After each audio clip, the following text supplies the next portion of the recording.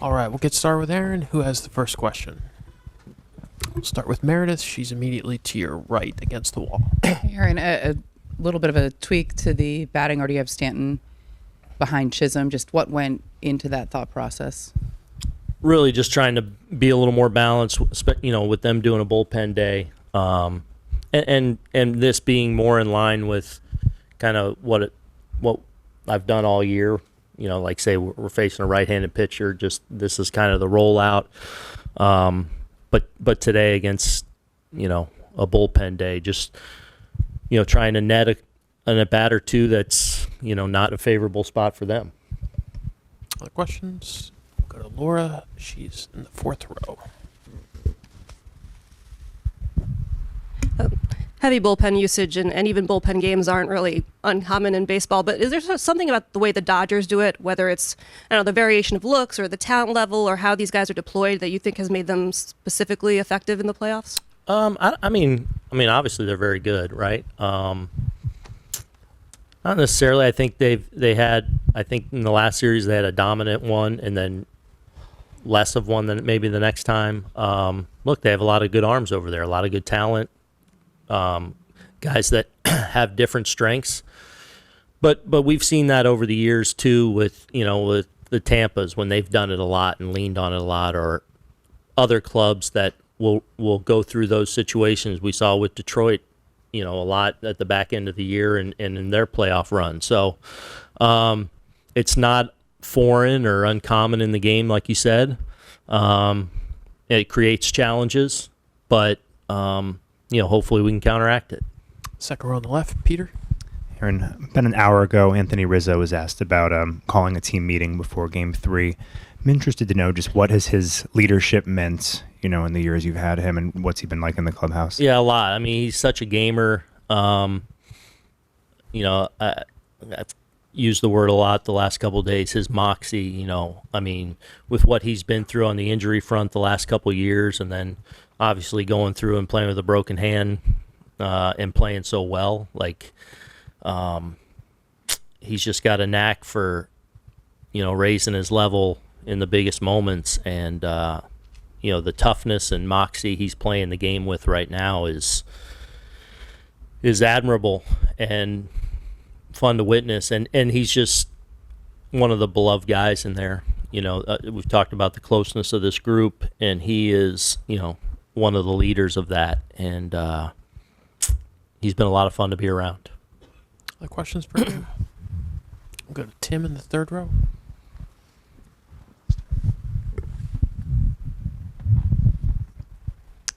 What do you hope Jason Dominguez takes from his experience this month? Yeah, gosh, I feel like he's going to be such a good player.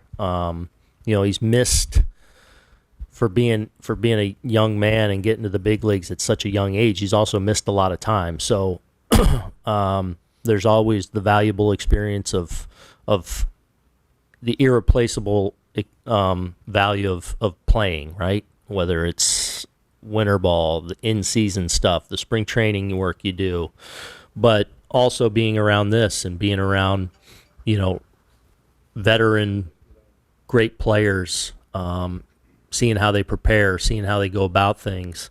He's an important part of that room, and we know his future is incredibly bright, so hopefully the experience that he's gained being around and being in this environment and having to prepare every day, hopefully there's one of those ingredients that serve him well moving forward. And how has his role in reality this month compared to what you imagined it might be coming into the playoffs? Well, I mean, a little bit at the end when he came up, kind of, some competition there for an outfield spot. And, he struggled a little bit defensively. Didn't totally get it going offensively up here, although I thought he finished really well in AAA and started to string it together like we know he's capable of, and we know that. So there just hasn't been, obviously, the starting opportunities for him where Doogie's kind of taken it and run and what he brings to us defensively out there. So, but that being said, as I tell especially some of the guys that whether it's pitchers on the roster, whether it's position players on the roster, he may find himself in the box in the biggest moment of the season. And so it's our job to help prepare him as best we can. And I know he's focused and ready to go when his number's called. Jim up front to your right. Yeah, Skipper, Jim Hill, KKL9 News. You talked about closeness of your group. Mm-hmm. How does the closeness of a group like yours get you through a difficult situation that you're in now? Yeah. It has all year. We've certainly faced our share of adversity this year, and those guys have never flinched in good times and bad times. And I feel like this is my 7th year now. We've had a lot of what I would think good, strong, close clubhouses. This one takes the cake. I mean, these guys play for one another. And I always feel like if you can find a situation in your sporting life, and for those of you that have played at whatever level, when you find yourself where you can sit down and say, man, I want it for that guy next to me more than I even want it for myself, and have that real feeling, like not just say I want that, but have that feeling, you got something special. And that room has that in spades in there. I mean, it's remarkable to see how close they are, how much they trust one another, how much they pull for one another.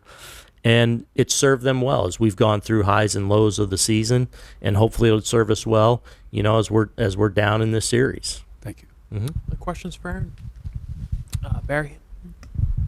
Boone, back to Rizzo. How much do you think his participation in the 2016 World Series with the Cubs and what they went through, Game 7 was a very stressful situation, and they all kind of rose to the occasion, both in the clubhouse and on the field. Yeah, I think I think that's where guys listen to him and pay attention to him. And he does such a good job of striking that balance in these games. And I've seen it all postseason where, you kind of embrace the pressure of it all, but also making sure you're having fun intertwined in that. He does that really good. Like, there's been some really good moments, where, we've lost a lead or given up, in some previous series where, it's like, he'll pause and look around. Isn't this great, guys? Like, appreciate this. Appreciate the opportunity to play in these high-stakes games. And I think he does a good job of helping settle guys and also paying forward, like, and sharing his experience. And guys perk up at that.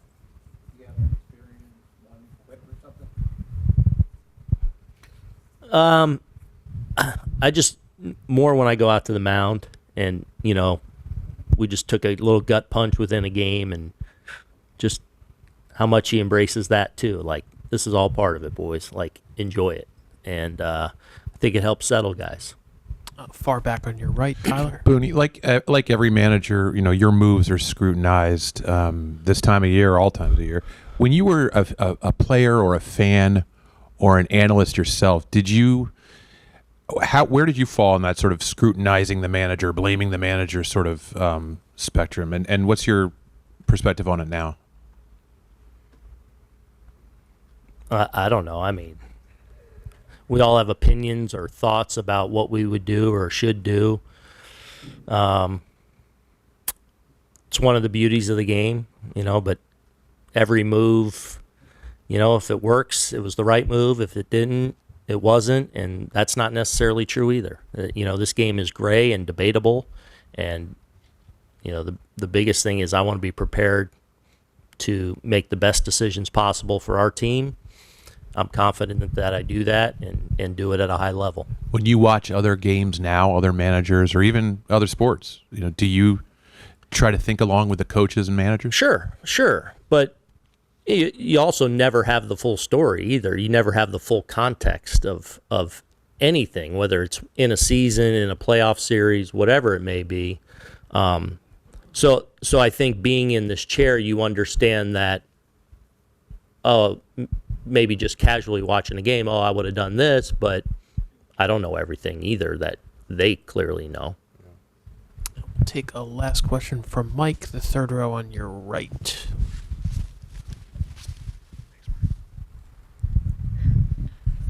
Aaron, from from the day Anthony Volpe got here, you've been steadfast in his confidence in his mental makeup and emotional makeup and everything.